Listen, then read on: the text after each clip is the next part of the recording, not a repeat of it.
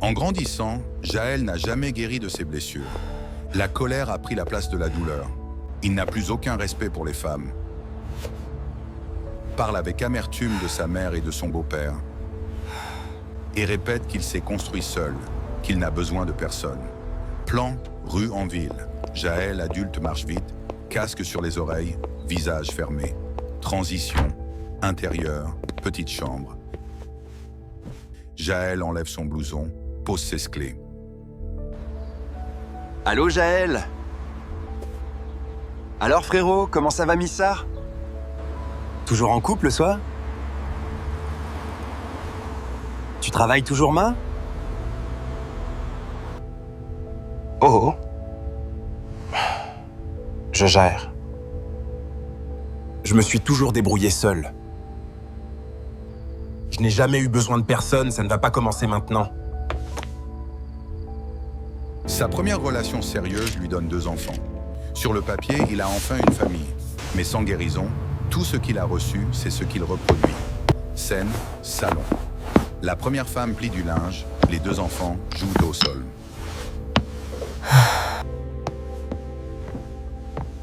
Tu rentres encore tard, Jaël. Les enfants te réclament parce qu'ils te voient à peine.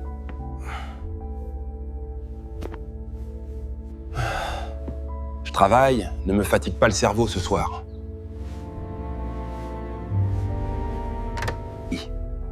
Tu crois que l'argent tombe du ciel, peut-être ça?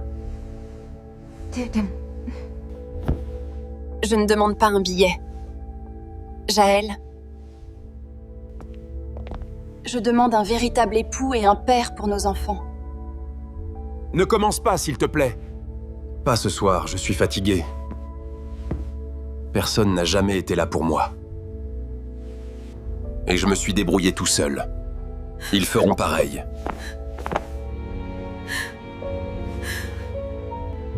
Franchement, t'es trop dur, Jaël. Tu deviens comme ceux que tu dis détester.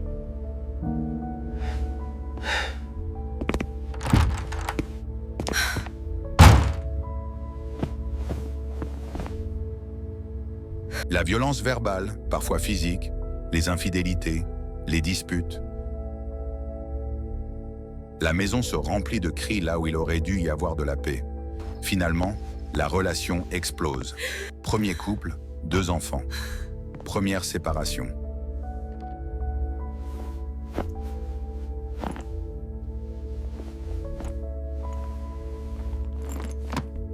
Avec une 2e femme, l'histoire semble recommencer autrement. Nouveau projet, nouvelle promesse. Mais le même cœur blessé. Avec elle, il aura 2 autres enfants. Mais les vieux démons ne sont jamais loin.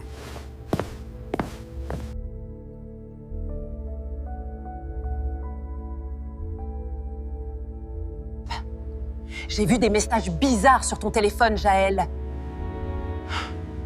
Tu me trompes. Tu fouilles dans mon téléphone maintenant, Madame Sia? Tu te prends pour qui, là? Qui t'a donné le droit de prendre mon téléphone? Je suis ta femme. Et ce que tu fais, c'est un manque de respect, il faut que tu le saches. Ma femme. Et t'es pas ma mère, d'accord? Écoute-moi bien, je fais ce que je veux et que ça rentre bien dans ton cerveau.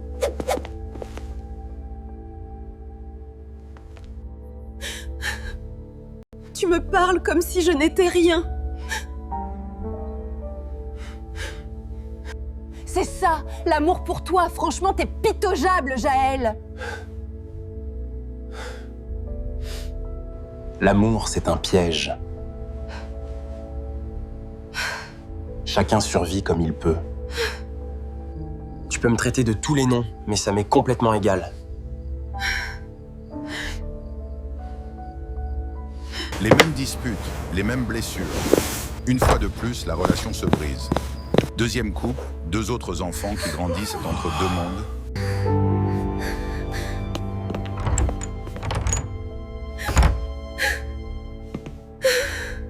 Une troisième femme tente de voir au-delà de sa dureté. Elle essaie de le comprendre, de l'aider, de l'aimer autrement. Avec elle, Jaël aura 3 enfants. Mais lorsqu'un cœur n'est pas guéri, l'amour ne suffit pas.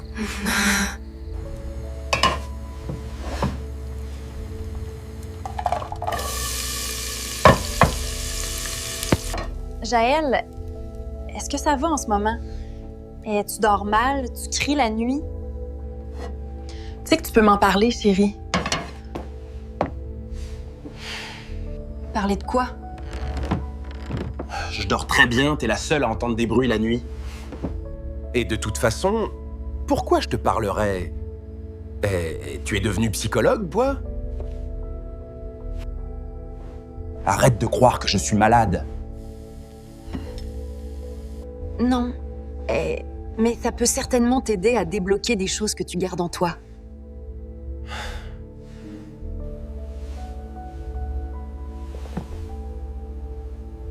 Tu sais, tout ce que tu gardes en toi, et tu le verses sur nous. Sur moi. Sur les enfants. C'est ridicule. Pourquoi est-ce que tu m'accuses de tout ça? Je n'ai rien fait, c'est toi le problème ici. Je paie le loyer, je ramène à manger. C'est déjà beaucoup. Malgré sa patience, malgré ses efforts, le schéma se répète encore. Les disputes deviennent plus fréquentes, les mots plus blessants.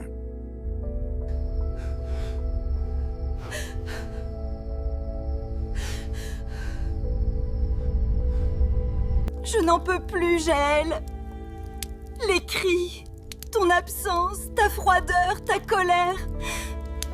Je t'ai porté, mais tu me détruis de l'intérieur. Je demande le divorce. Fais ce que tu veux. Tout le monde finit par partir de toute façon. Et je suis déjà habitué. 3 relations, 7 enfants et toujours la même sensation de vide au fond de lui. Jaël se met une fois de plus en relation avec une 4e femme, avec qui il aura un 8e enfant. À ce stade, Jaël est père de 8 enfants, issus de 4 femmes différentes. Les enfants se connaissent peu, les liens sont éparpillés.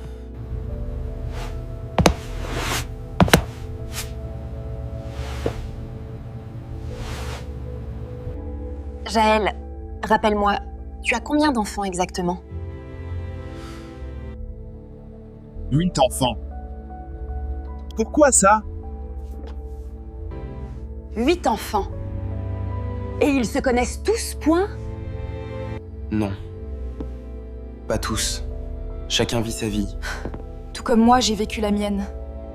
Et toi, ça ne te dérange pas là? Tu trouves ça normal, quoi? Tu ne te dis pas qu'il y a un problème, là, quoi? La vie, c'est le chaos. On fait comme on peut. Je suis encore là, c'est déjà bien. La vérité, c'est qu'il ne contrôle plus rien. Ni sa maison, ni son cœur, ni son rôle de père. Sa vie ressemble à un puzzle brisé. L'instabilité de Jaël ne s'arrête pas à ses relations. Sur le plan professionnel, rien ne dure non plus. Il enchaîne les boulots comme il enchaîne les histoires.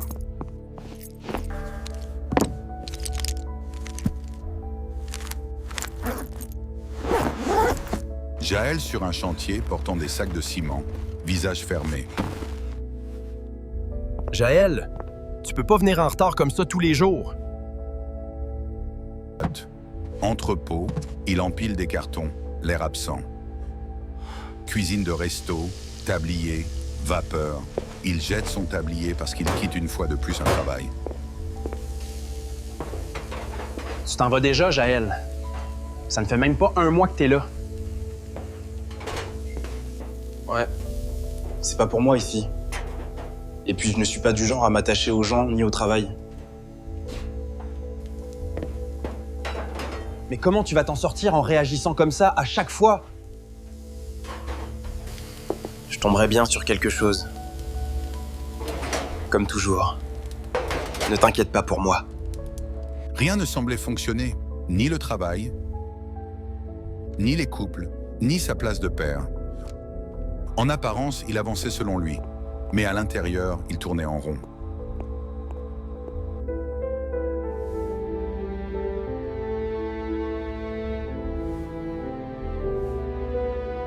Un soir, le bruit se tait. Pour une fois, Jaël se retrouve seul avec lui-même. Les voix extérieures se sont calmées, mais ses pensées, elles, crient plus fort que jamais.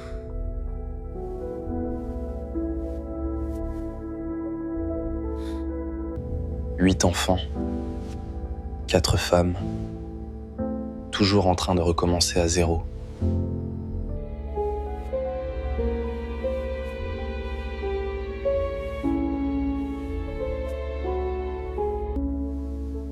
Ils ne se connaissent même pas vraiment entre eux. Quand ils parleront de moi plus tard, ils diront quoi exactement? Notre père n'était jamais là?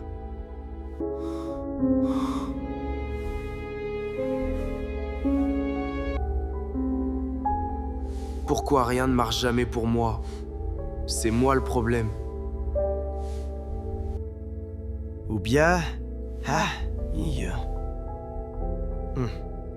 Il y a quelque chose qui me dépasse. 15 ans. 35 ans. 45 ans.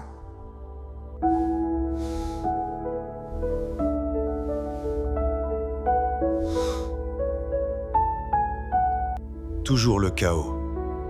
Toujours la destruction. Dans leur vie. Dans la mienne. Si c'est juste moi, alors je suis condamné à tout rater. Mais si c'est plus que moi, il me faut des réponses. C'est dans cet état de fatigue intérieure que Jaël croise un homme qu'il ne connaît pas. Un homme qui va mettre des mots sur ce qu'il n'arrivait pas à expliquer.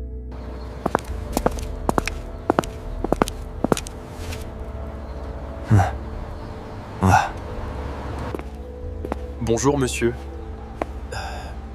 Excusez-moi, est-ce que je peux vous parler un instant? Je suis pressé.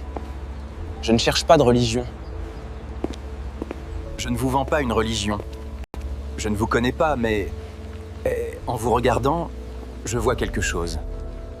C'est comme si rien dans votre vie n'arrivait à se stabiliser. Travail, relations, maison. Tout finit par se casser.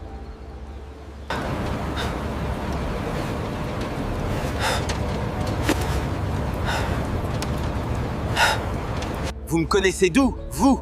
Mais patientez. Et pourquoi me dire tout ça? Je ne vous connais pas. Mais Dieu, lui, vous connaît. Et il me montre qu'il y a des liens dans votre famille. Un passé qui parle contre vous. Comme un héritage spirituel qui vous empêche d'avancer. Vous ne savez rien de moi. Gardez vos histoires de Dieu pour vous.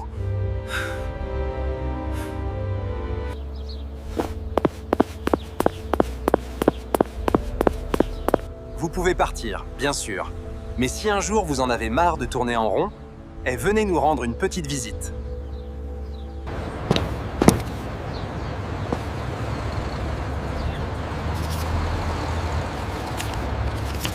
C'est l'adresse de notre assemblée. Je ne vous promets pas des miracles de cinéma, mais je sais que Dieu répond quand on vient avec un cœur sincère.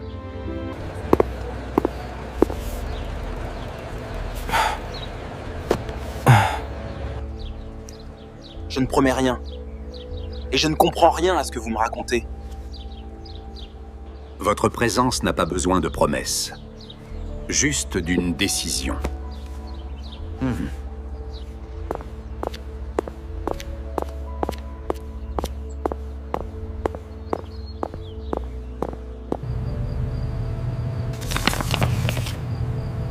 De retour chez lui, Jaël essaie d'oublier cette rencontre, mais les paroles de l'homme résonnent plus fort que le reste. Instabilité dans ta vie. Lien dans ta famille. Un passé qui parle contre toi.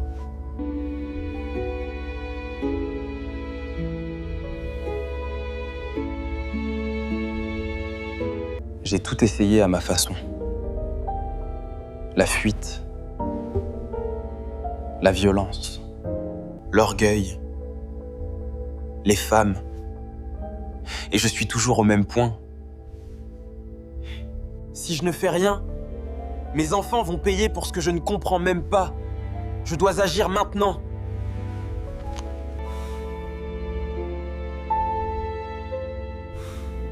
Bon. Dieu, si tu existes vraiment, et montre-moi quelque chose. Parce que là, je n'en peux plus.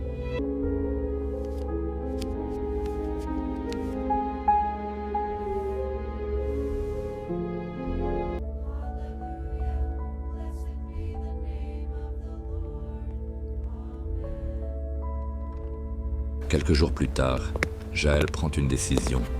Pas parce qu'il croit déjà, mais parce qu'il n'a plus rien à perdre, et qu'au fond, une petite lumière refuse encore de s'éteindre.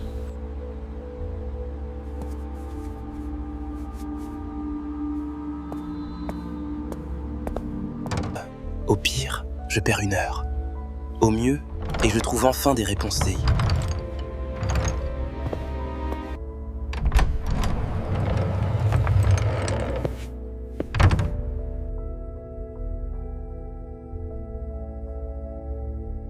Ce jour-là, Jaël ne fait pas qu'entrer dans une église, il entre dans le début de sa délivrance. L'étape suivante ne sera pas facile, mais ce sera la première, où ce n'est plus la malédiction qui décide, mais Dieu